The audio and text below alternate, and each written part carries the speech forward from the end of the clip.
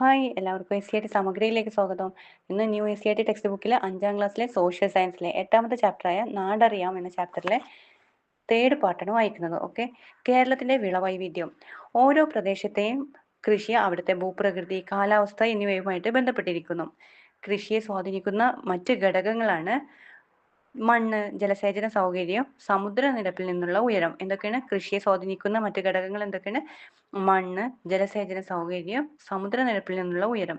കേരളത്തിലെ തേയില വ്യാപകമായിട്ട് കൃഷി ചെയ്യുന്ന പ്രദേശങ്ങളാണ് ഇടുക്കി ജില്ലയിലെ മൂന്നാറ്, പീരുമേട്, വയനാട് ജില്ലയിലെ മേപ്പാടി, വൈത്തിരി, തിരുവനന്തപുരം ജില്ലയിലെ പൊന്മുടി. എവിടെയൊക്കെയാണ് കേരളത്തിൽ തേയില വ്യാപകമായിട്ട് കൃഷി ചെയ്യുന്ന സ്ഥലപ്രദേശങ്ങളാണ് ഇടുക്കി ജില്ലയിലെ മൂന്നാറ്, പേരുമേട്, വയനാട് ജില്ലയിലെ മേപ്പാടി, വൈത്തിരി, തിരുവനന്തപുരം ജില്ലയിലെ പൊന്മുടി. ഇവിടെയൊക്കെയാണ് തേയില വ്യാപകമായി കൃഷി ചെയ്യുന്ന പ്രദേശങ്ങൾ. ഇടുക്കി ജില്ലയിലെ പ്രദേശങ്ങൾ ഏതൊക്കെയാണ്? മൂന്നാറ്, പീരുമേട്, വയനാട് ജില്ലയിലെ മേപ്പാടി, വൈത്തിരി, തിരുവനന്തപുരം ജില്ലയിലെ പൊന്മുടി. കേരളത്തിൽ വ്യാപകമായിട്ട് നെൽകൃഷി ചെയ്യുന്ന പ്രദേശങ്ങളാണ് കുട്ടനാടും പാലക്കാടും. കേരളത്തിൽ വ്യാപകമായിട്ട് നെൽകൃഷി ചെയ്യുന്ന പ്രദേശങ്ങളാണ് Kuttanad and Palakkad. Okay, next ആണ് വിവിധ ഭൂപ്രകൃതി വിഭാഗങ്ങളിലെ വിളവൈവിധ്യം. വളക്കൂറുള്ള മണ്ണും ധാരാളമായിട്ട് ലഭിക്കുന്ന മഴയും കേരളത്തിൽ വ്യത്യസ്തമായ വിളകൾക്ക് അനുയോജ്യമായ സാഹചര്യമൊരുക്കുന്നു. വളക്കൂറുള്ള മണ്ണും ധാരാളമായി ലഭിക്കുന്ന മഴയും കേരളത്തിലെ വ്യത്യസ്തമായ വിളകൾക്ക് അനുയോജ്യമായ സാഹചര്യമൊരുക്കുന്നു. കേരളത്തിലെ 3 ഭൂപ്രകൃതി വിഭാഗങ്ങളിലും വ്യത്യസ്തമായ വിളവൈവിധ്യമാണ് നിലനിൽക്കുന്നത്. സമുദ്രനിരപ്പിൽ നിന്നുള്ള കൂടുതലും മൂലം അനുഭവപ്പെടുന്ന തണുത്ത കാലാവസ്ഥ, ചരിവാർന്ന ഭൂപ്രകൃതി എന്നിവ മലനാട് മേഖലയിലെ തേയില, ഏലം, കാപ്പി, കുരുമുളക് തുടങ്ങിയ വിളകൾക്ക് അനുകൂലമായ സാഹചര്യമൊരുക്കുന്നു. എന്തൊക്കെയാണ്? സമുദ്രനിരപ്പിൽ നിന്നുള്ള ഉയരക്കൂടുതലും മൂലം അനുഭവപ്പെടുന്ന തണുത്ത കാലാവസ്ഥയും ചെരിവാർന്ന ഭൂപ്രകൃതി എന്നിവ മലനാട് മേഖലയിലെ തേയില കൃഷിക്കും കാപ്പി കൃഷി, ഏലം, കുരുമുളക് തുടങ്ങിയ വിളകൾക്ക് അനുയോജ്യമായ സാഹചര്യമൊരുക്കുന്നു. ഭൂപ്രകൃതിയും മണ്ണിന്റെ സവിശേഷതകളും ഇടനാടിലെ വിളവൈവിധ്യത്തിന് കാരണമാകുന്നു. മരച്ചീനി, ചേമ്പ്, ചേന തുടങ്ങിയ കിഴങ്ങുവർഗ്ഗങ്ങളോടൊപ്പം ഇടനാട്ടിൽ വാഴ കൃഷിയും റബ്ബർ കൃഷിയും വ്യാപകമാണ്. മരച്ചീനി, ചേമ്പ്, ചേന തുടങ്ങിയ കിഴങ്ങുവർഗ്ഗങ്ങളോടൊപ്പം ഏതൊക്കെ വരുന്നുണ്ട് ഇടനാട്ടിൽ കൃഷി ചെയ്യുന്നത്? വാഴ കൃഷിയും റബ്ബർ കൃഷിയും വ്യാപകമാണ്. ഇന്ത്യയിലെ ഏറ്റവും കൂടുതൽ റബ്ബർ കൃഷി ചെയ്യുന്ന സംസ്ഥാനമാണ് കേരളം. തീരപ്രദേശത്തെ എക്കൽ മണ്ണിന്റെ സാന്നിധ്യം നെൽകൃഷിക്ക് അനുയോജ്യമാണ്. തീരപ്രദേശത്തെ എക്കൽ മണ്ണിന്റെ സാന്നിധ്യം നെൽകൃഷിക്ക് അനുയോജ്യമാണ്. തെങ്ങ് സമൃദ്ധമായി വളരുന്നതിന് ഇവിടുത്തെ ഉപ്പുരസമുള്ള മണ്ണ് സഹായകമാണ്. കായലുകൾ മത്സ്യകൃഷിക്കായിട്ട് ഉപയോഗിക്കുന്നു. തെങ്ങ് സമൃദ്ധമായി വളരുന്നത് ഉപ്പുരസമുള്ള മണ്ണ് സഹായകമാണ്. കായലുകൾ മത്സ്യകൃഷിക്കായിട്ട് ഉപയോഗിക്കുന്നു. കേരളത്തിൽ ആധുനിക കൃഷിരീതികൾ ഏതൊക്കെ നോക്കാം. Hydroponics, aquaponics, terrace farming, microgreen. കേരളത്തിലെ ആധുനിക രീതിയിലുള്ള കൃഷിരീതികൾ ഏതൊക്കെയാണ്? ഹൈഡ്രോപോണിക്സ്, അക്വാപോണിക്സ്,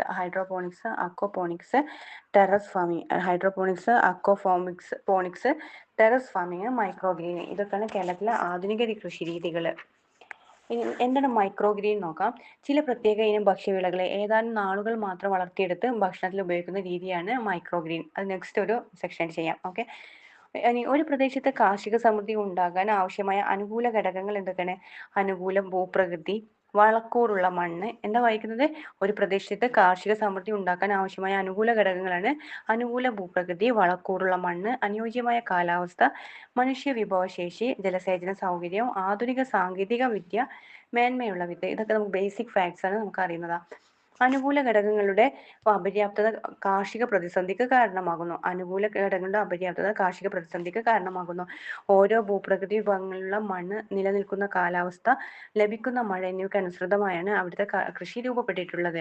ഓരോ ഭൂപ്രകൃതി വിഭാഗത്തിലുള്ള മണ്ണ്, നിലനിൽക്കുന്ന കാലാവസ്ഥ, ലഭിക്കുന്ന മഴ എന്നിവയ്ക്ക് അനുസൃതമായിട്ട് ഇവിടുത്തെ കൃഷി രൂപപ്പെട്ടിട്ടുള്ളത്. കേരളത്തിലെ പല ആഘോഷങ്ങളും കാലാവസ്ഥയും ഭൂപ്രകൃതിയുമായിട്ട് ഏറെ ബന്ധമുള്ളതാണ്. കേരളത്തിലെ വിളവെടുപ്പ് ഉത്സവങ്ങളാണ് ഓണം, വിഷു. കേരളത്തിലെ വിളവെടുപ്പ് ഉത്സവങ്ങൾ ഏതൊക്കെയാണ്? ഓണം, വിഷു ഒക്കെ കേരളത്തിലെ വിളവെടുപ്പ് ഉത്സവങ്ങളാണ്.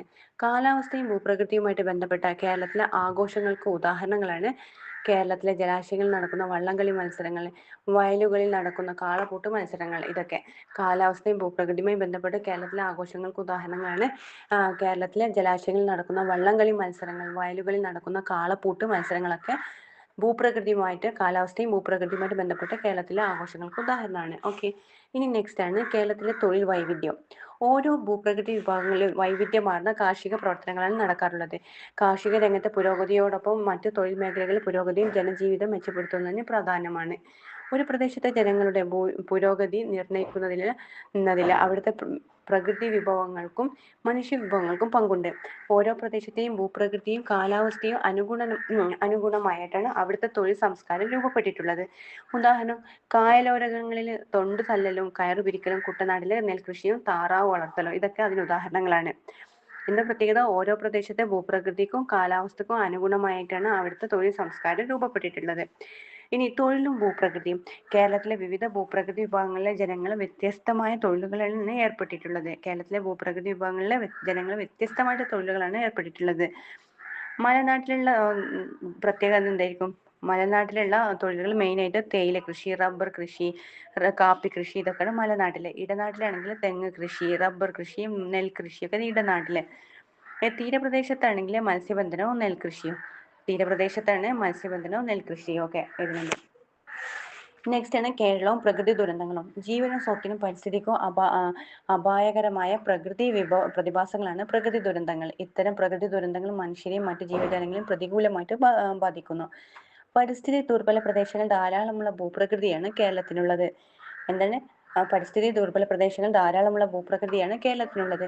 കേരളത്തിലുണ്ടായ ഏതാനും പ്രകൃതി ദുരന്തങ്ങൾക്ക് ഉദാഹരണങ്ങൾ നോക്കാം. സുനാമി ഉണ്ടായ വർഷം 2004 സുനാമി ഉണ്ടായത്. മഹാപ്രളയം ഉണ്ടായത് 2018. കവളപ്പാറ ഉരുൾപൊട്ടൽ ഉണ്ടായത് 2019.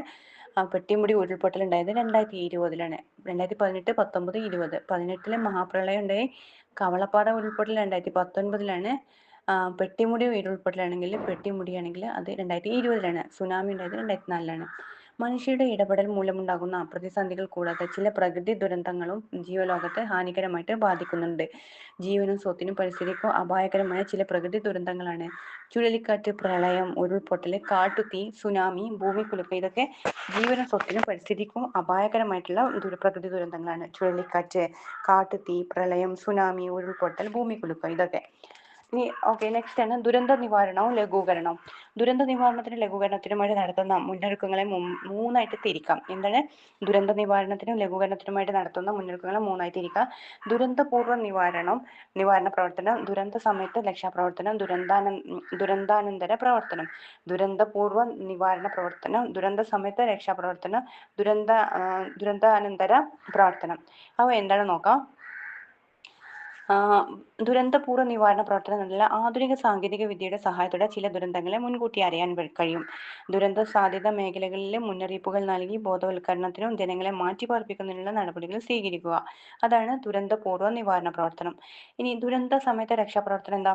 രക്ഷാപ്രവർത്തനത്തിന് ആവശ്യമായ സംവിധാനം ഒരുക്കുക. ദുരിതാശ്വാസ ക്യാമ്പുകൾ സ്ഥാപിച്ച് ഭക്ഷണം, വസ്ത്രം, താമസ സൗകര്യം, ചികിത്സ എന്നിവ ലഭ്യമാക്കുന്നതിനുള്ള ആസൂത്രണം നടത്തുക. ഇതൊക്കെയാണ് ദുരന്ത സമയത്തെ രക്ഷാപ്രവർത്തനം. ഇനി ദുരന്താനന്തര പ്രവർത്തനം എന്നത് ദുരന്തബാധിതരെ പുനരധിവസിപ്പിക്കുക.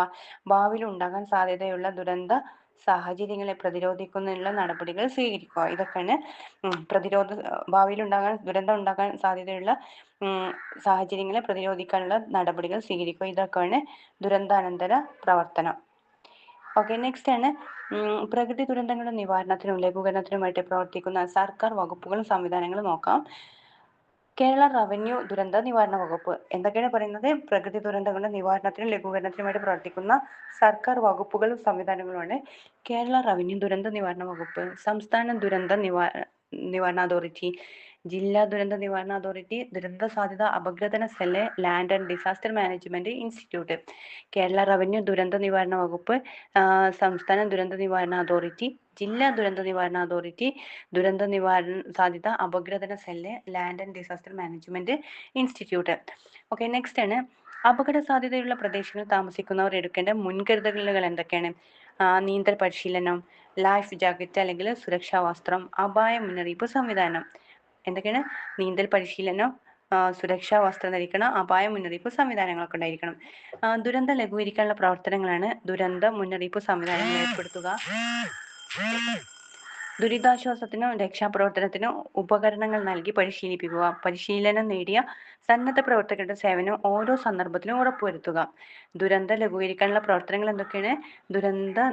ദുരന്ത മുന്നറിയിപ്പ് സംവിധാനങ്ങൾ ഏർപ്പെടുത്തുക. ദുരിതാശ്വാസത്തിനും രക്ഷാപ്രവർത്തനത്തിനും ഉപകരണങ്ങൾ നൽകി പരിശീലിപ്പിക്കുക. പരിശീലനം നേടിയ സന്നദ്ധ പ്രവർത്തകരുടെ സേവനം ഓരോ സന്ദർഭത്തിലും ഉറപ്പുവരുത്തുക. ഇത്രയാണ് ഈ ചാപ്റ്ററിലുള്ളത്. ഇത്രയാണ് 5ാം ക്ലാസ്സിലെ 8ാമത്തെ ചാപ്റ്ററായ സോഷ്യൽ സയൻസിലെ നാടറിയാം എന്ന ചാപ്റ്റർ കേട്ടോ. കംപ്ലീറ്റ് ആക്കിയിട്ടുണ്ട്. Thank you. Have A nice day.